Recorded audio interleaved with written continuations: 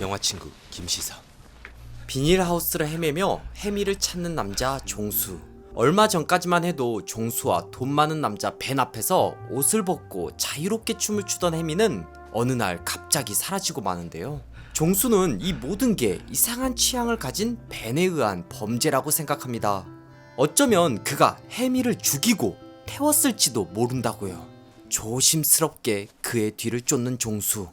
과연 혜미는 어디로 사라진 것이며 이들은 어쩌다가 이런 삼각관계가 된 걸까요? 물건을 건네고 돌아가던 종수는 거기서 매력적인 여성 혜미를 만나게 됩니다. 일단 경품 추천 받아가세요. 가벼운 몸놀림에 이어 종수를 진하게 쳐다보는 혜미. 마치 짠 것처럼 경품에 당첨된 종수. 여자친구 있어? 여자친구 없는데? 그럼 어떡해? 이거 여자용 손모시인데 이제부터 구해야겠네. 그런데 처음 본 남자에게 이렇게 편하게 얘기하는 게 참 신기한데 알고 보니 혜미는 종수와 같은 동네에 살던 어렸을 적 친구였죠. 나 얼굴 성형했어. 예뻐졌지? 와, 촌스러워. 경품으로 받은 손목시계를 혜미에게 선물하는 종수. 둘은 오랜만에 서로의 근황을 물어보는데 종수는 소설 작가를 꿈꾸며 글을 쓰고 있습니다. 글 쓰고 있어. 글? 무슨 글?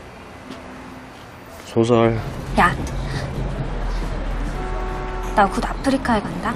혜미는 아르바이트를 하며 아프리카로 여행 갈 날을 꿈꾸고 있죠. 이종수, 그때 혜미는 종수에게 이상한 부탁을 하나 하는데 내가 아프리카로 여행 가는 동안 네가 밥 좀 줄 수 있어? 이거 고양이를 내가 데리고 와야 되는 건가? 아니, 네가 우리 집에 와서. 그렇게 혜미 집에 들른 종수. 집주인이 살고 있는 빌라로 보이는데요. 안녕하세요. 전에 살던 방은 싱크대 옆에 변기가 있었는데. 종수는 혜미의 방을 통해 지난날 자신이 살았던 방을 떠올려 보는데 그 순간 종수에게 자신의 고양이 보이를 소개하려는 혜미. 그런데 보이리가 보이지 않습니다. 보이라. 고양이 이름이 보일이야? 일단 고양이 친구는 어디에 있을 것이고 본론에 들어간 혜미와 종수. 지금 고양이 찾을 시간이 어디 있겠어요? 후다닥 후다닥. 혜미의 집이 북향이라 하루에 딱 한 번 햇빛이 들어온다던 그 시간. 뜨거운 오후를 보내는 혜미와 종수. 꿈같은 시간을 보내고 파주에 있는 집으로 돌아온 종수. 집에는 아무도 없습니다. 비가 내렸기 때문일까요? 집안의 찌든 냄새가 코끝을 찌릅니다. 엄마는 어릴 때 집을 나갔고 누나는 몇 년 전에 결혼했고 소 키우며 살던 아버지에겐 문제가 생겼기 때문인데 종수 아버지에겐 무슨 일이 생긴 걸까요? 터가 안 좋은 건지 집에 오자마자 답 없는 이상한 전화가 온다던가? 여보세요? 쩌렁쩌렁 울리는 대남 방송 소리가 종수의 새벽잠을 깨웁니다.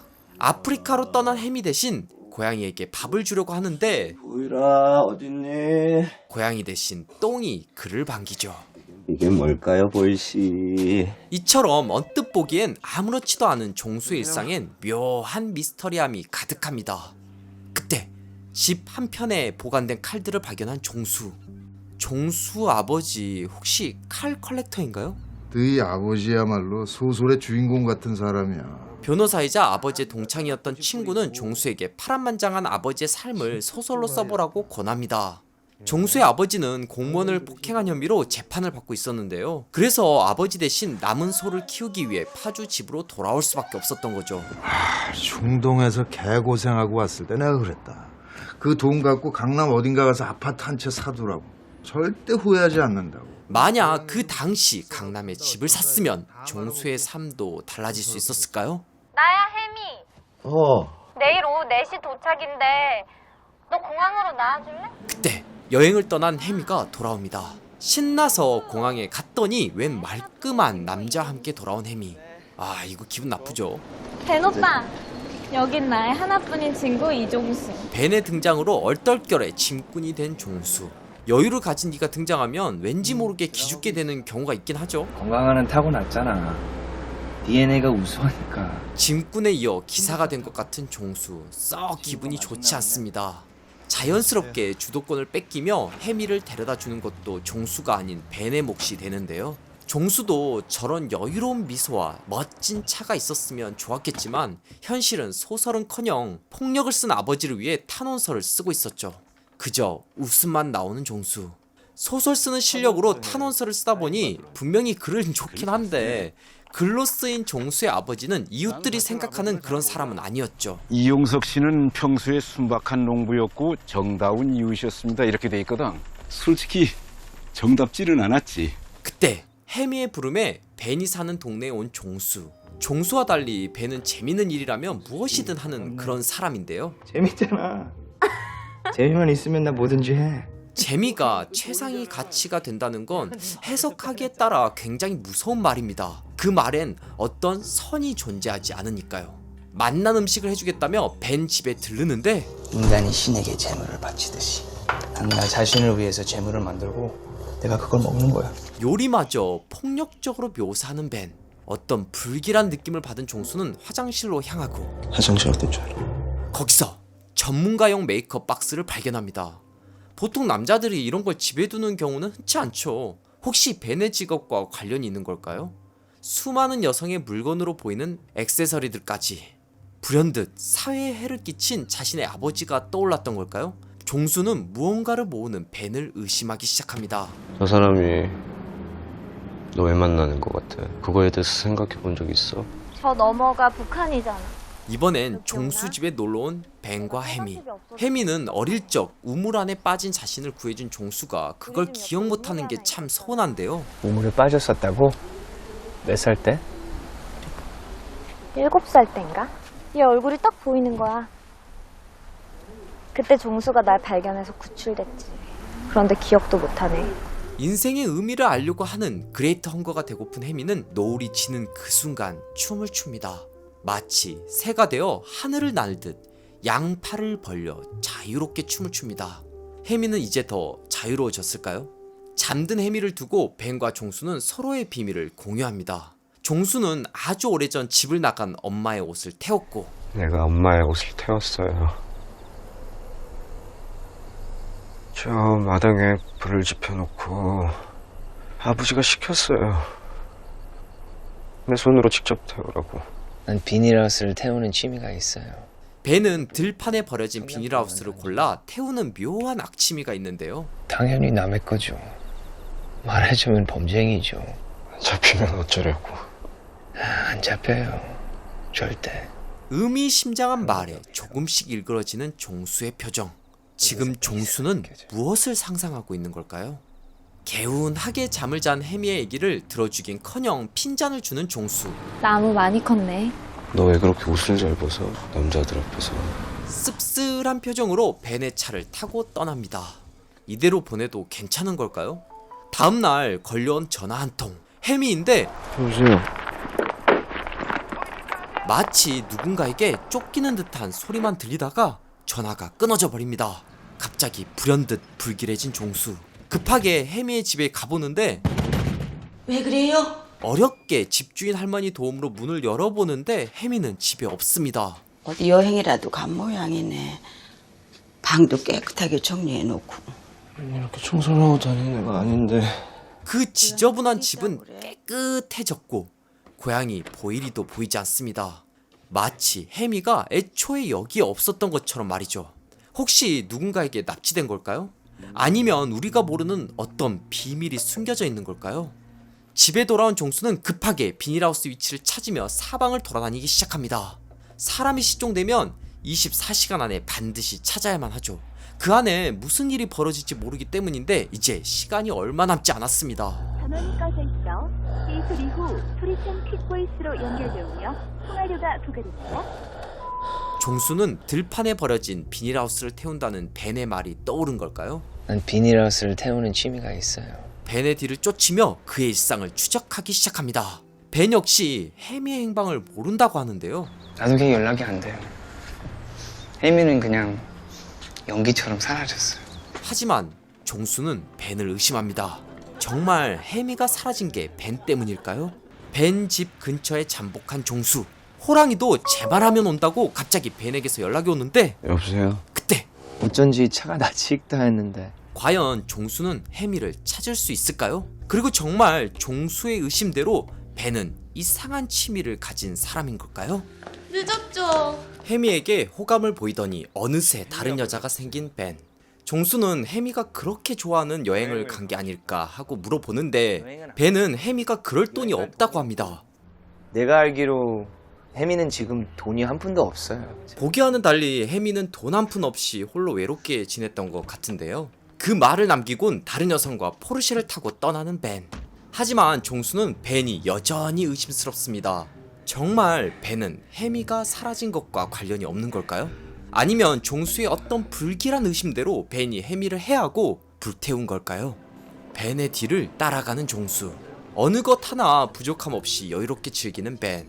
그때 벤은 포르쉐를 타고 도시를 떠나 어느 깊은 곳으로 향하는데요.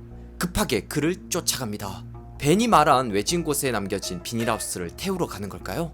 혹시 벤이 눈치챈 걸까요? 뒤따라갔지만 벤은 아무것도 하지 않은 채 그저 호수를 구경합니다. 조심스럽게 벤의 집에 다시 방문하게 된 종수. 갑자기 고양이가 있다는 벤. 고양이가 있거든요. 지난번엔 없었는데. 얼마 전에 주인 없는 고양이 한 마리 데리고 왔어요. 게다가 화장실 은밀한 서랍에선 자신이 혜미에게 준 시계까지 발견하죠. 이건 분명히 뭔가가 일어난 겁니다. 그때 고양이 나갔어요. 미안해요. 사라진 고양이를 찾아 나서는데 감쪽같이 숨어서 보이지 않는 고양이가 종수의 말 한마디에 그의 품에 안기는데요. 보일이라면 혜미의 고양이인데 이게 어떻게 된 걸까요? 정말 벤이 혜미를 어떻게 해버린 걸까요? 과연 종수는 이 이야기의 끝에서 어떤 진실을 알게 될까요?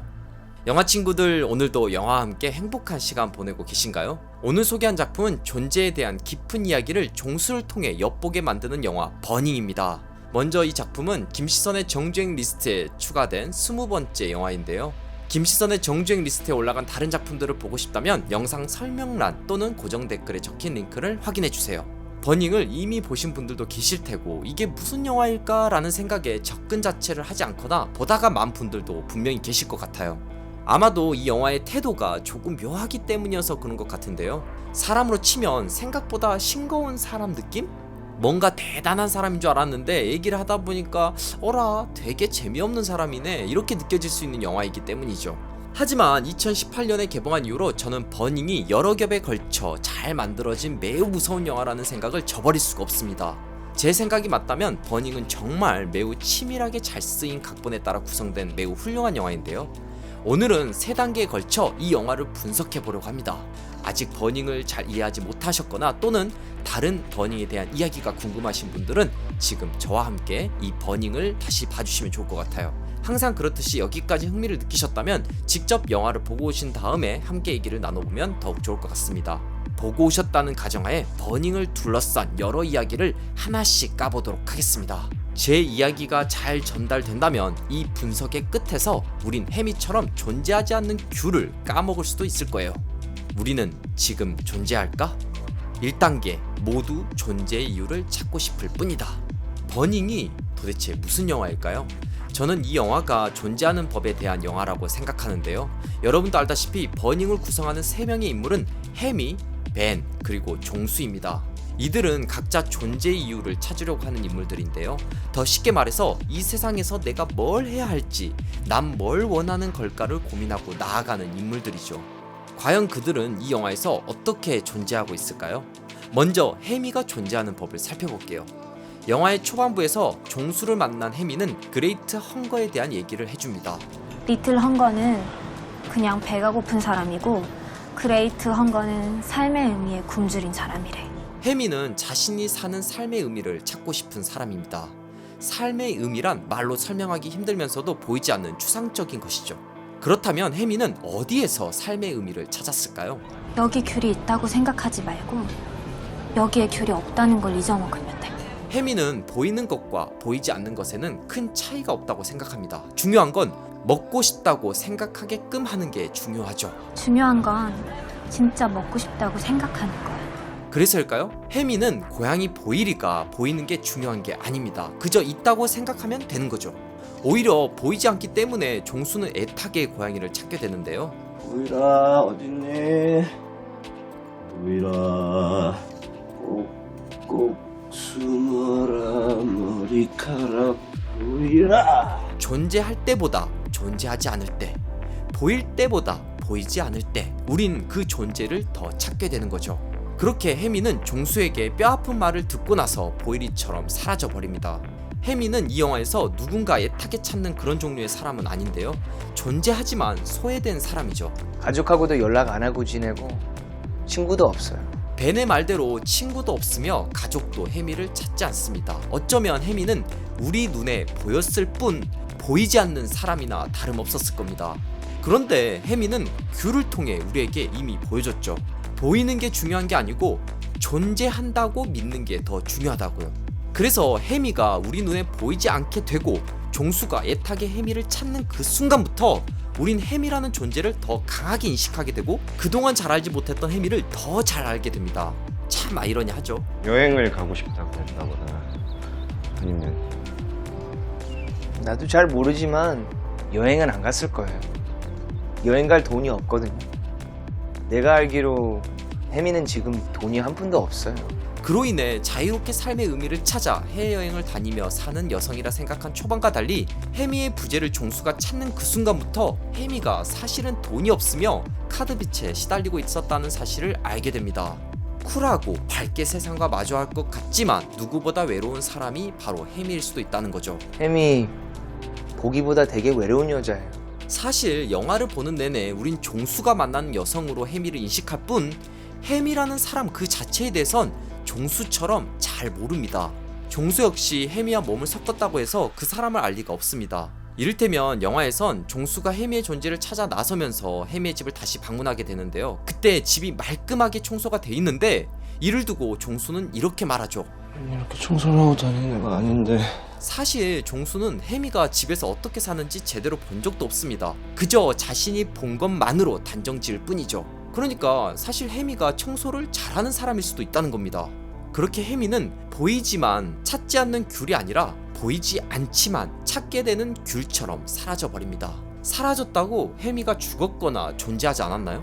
아니죠. 오히려 영화에서 영화를 보는 우리에게서 그리고 종수에게 더 큰 비중으로 존재하게 됩니다. 보이지 않기 때문에 더 강렬하게 혜미를 알고 싶게 됐다고 해야 할까요? 그리고 이 방식은 매우 효과적입니다. 혜미가 사라졌을 때 알게 된 것들이 그 전보다 더 많았으니까요. 어쩌면 그제서야 우린 혜미라는 사람에게 조금 더 가까워졌을지도 모릅니다. 비로소 사라졌을 때 혜미는 존재하게 됩니다. 그렇다면 벤은 어떻게 존재할까요? 혹시 무슨 일 하시는지 물어봐도 돼요? 그냥 이것저것 해요. 벤과 같은 사람을 만나면 그 사람이 어떤 사람인지보다 뭐 하는 사람인지가 더 궁금하겠죠. 이를테면 무슨 차를 타는 거가 더 눈에 잘 보일 겁니다. 아니면 벤의 취향에 더 눈길이 갈 수도 있겠죠.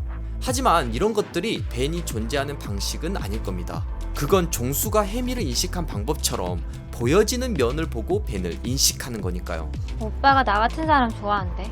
그렇다면 벤은 어떤 사람일까요? 들판에 버려진 낡은 비닐하우스 하나를 골라 태우는 거예요.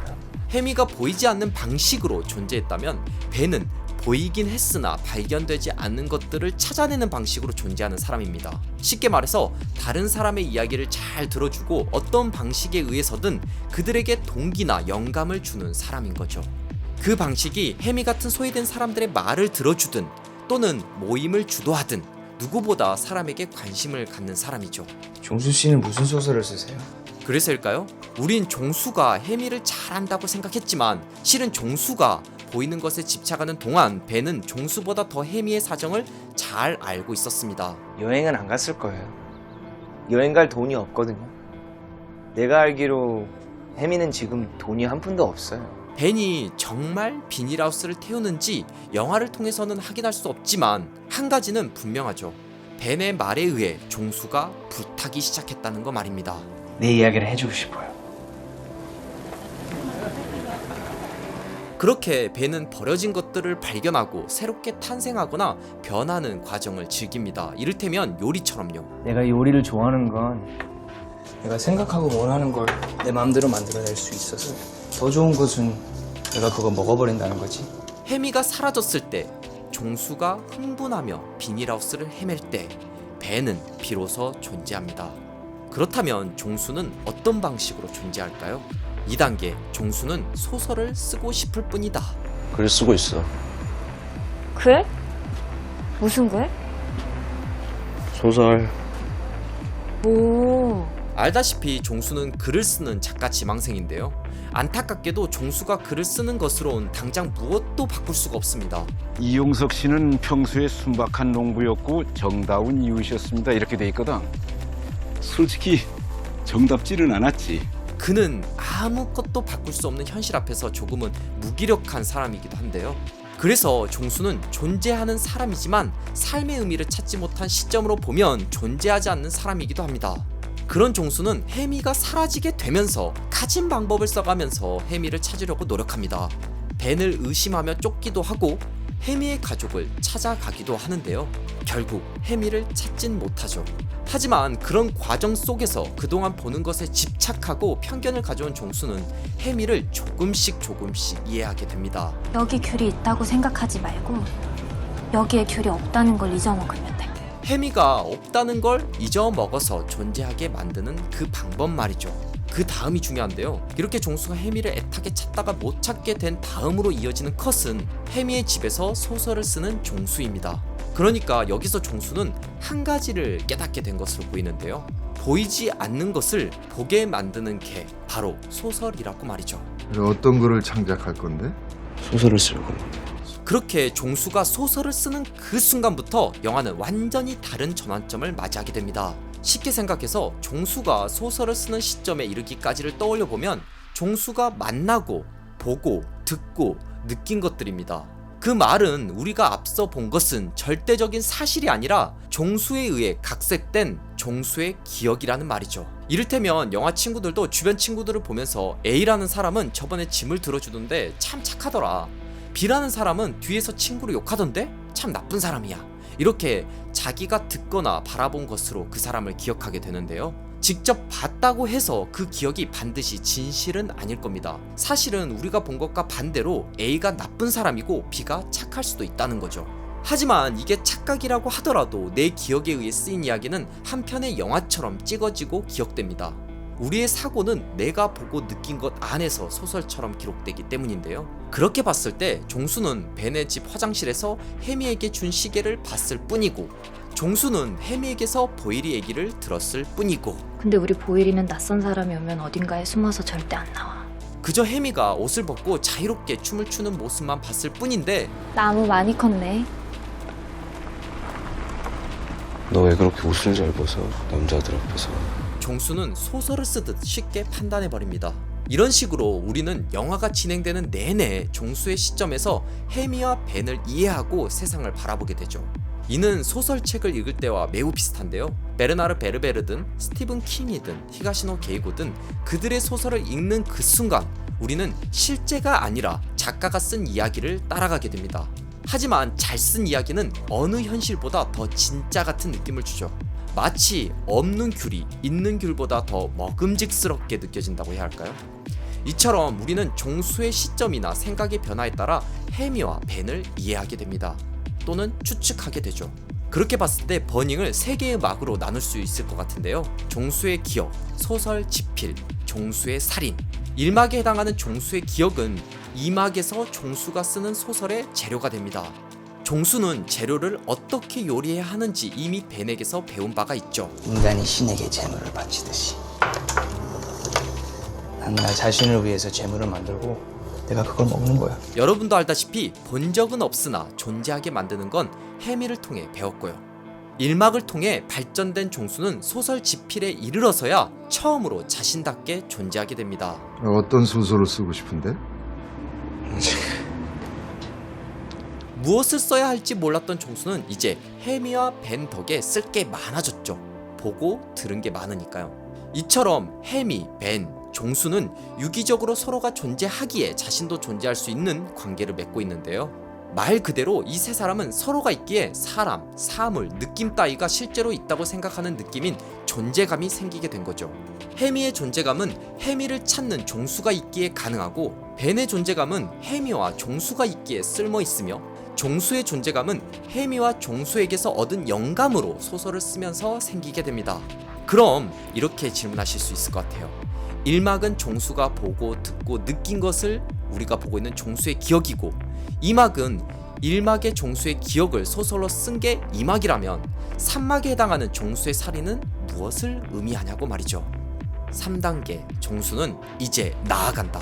3막에 해당하는 종수의 살인이 시작되는 그 순간 매우 특이한 지점이 있는데요. 바로 렌즈를 끼는 벤으로부터 시작한다는 겁니다. 이게 왜 이상할까요? 앞서 설명했듯이 1막 종수의 기억은 종수의 시점에서 사람과 사물을 바라보고 느끼면서 진행되고 있습니다. 단 한 번도 종수 외의 인물의 시점이 등장하지 않는데요. 소설로 생각해보면 종수의 1인칭 시점에서 이야기가 써지고 있는 거죠. 그런데 벤이 렌즈를 바꾸는 3막에 해당하는 종수의 살인에서는 벤의 시점으로 이야기가 바뀝니다. 우리도 새로운 렌즈로 갈아 끼우는 거죠. 그동안 볼 수 없었던 벤의 사생활을 보게 되는데요. 이게 사실인지 아닌지는 알 수 없습니다. 중요한 건 종수에게서 다른 인물인 벤으로 시점이 바뀐 건데 이는 작가만이 볼 수 있는 시점입니다. 쉽게 말해서 내가 만나는 사람의 방을 몰래 들어갈 수 있는 건 오직 신만이 가능한 일이죠. 만약 소설이라면 작가만 가능합니다. 영화라면 감독만 가능하겠죠. 이렇게 1인칭에서 3인칭으로 급 전환한 것만으로도 우린 버닝의 3막에 해당하는 종수의 살인이 누군가에 의해 쓰인 이야기라는 사실을 알 수 있습니다. 그 누군가는 누구일까요? 글을 쓰는 종수로부터 이어진 장면이니까 3막이 종수가 쓴 소설이라면 누군가는 종수일 수도 있겠죠. 또는 벤이 정말 뭐라도 저지른 사람이라 믿어버린 관객과 그에 상응하는 복수를 종수가 하길 바라는 우리의 마음을 투영한 장면일 수도 있습니다. 그렇게 보면 그 누군가는 영화를 보는 우리일 수도 있겠죠. 다만 저는 영화에 등장하지 않는 살인 장면을 본 것처럼 편견을 가지고 싶진 않습니다. 그거야말로 1막에서 종수가 해온 실수를 제가 되풀이하고 있는 거니까요. 이 3막 종수의 살인에서 중요한 건 종수가 혜미에게서 배운 방식, 없다는 걸 잊어버려서 존재하는 방식으로 소설을 쓰고 그 소설 안에서 벤이 알려준 방식대로 무언가를 불태워버리면서 종수가 앞으로 나아가고 있다는 거죠. 지난날의 껍데기는 벗어버리고 맨몸으로 다시 태어나 과거의 편견을 불태워버리고 누구보다 더 존재감 있게 앞으로 나아가는 종수, 그게 중요한 것이겠죠. 자, 이렇게 버닝을 크게 3가지 단계로 분석해서 이해해봤습니다. 1단계에선 존재감을 찾는 3명의 젊은이에 대한 이야기로, 2단계에서는 종수 시점에서 소설을 쓰기 전과 후가 무엇을 의미하는지, 3번째 단계에서는 종수의 마지막 행위가 무엇을 말하는지까지 꼭 이렇게 분석하지 않더라도 버닝은 존재하는 것과 존재하지 않는 것, 보이는 것과 보이지 않는 것, 더 나아가서 영화 같은 창작 행위에 대한 이야기까지 녹인 작품이니까요. 꼭 보시면 좋을 것 같아요. 여기까지 김시선의 정주행 리스트 20번째 영화 버닝을 분석한 김시선이었습니다. 다음 작품으로 저는 금방 다시 돌아올게요. 끝으로 제 채널에 오랫동안 후원을 해주고 계시는 이철수, 레슬리 우, 양대치, 남자 최용주, 강신태, 송성장, 조정래, 소봉최, 동석훈, 김창남, 장현창님 모두 감사합니다. 앞으로도 좋은 영상으로 보답할게요. 앞으로도 재밌고 유익한 영상을 계속 시청하고 싶으신가요? 지금 보고 계신 영상 바로 밑에 구독 버튼을 꾹 눌러주시고 그 옆에 종 모양을 누른 후 전체로 설정해주세요. 여러분의 마음 하나하나가 김시선 채널을 지속하는 가장 큰 힘이 됩니다. 항상 고민하고 노력하겠습니다.